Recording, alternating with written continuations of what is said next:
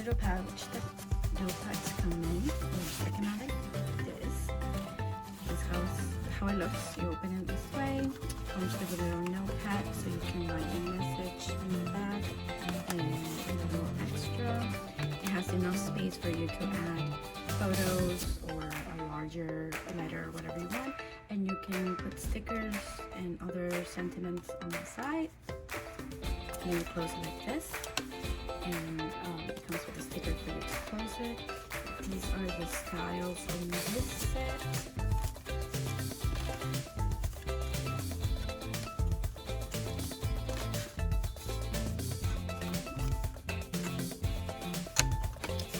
Yeah, so that's 4 in this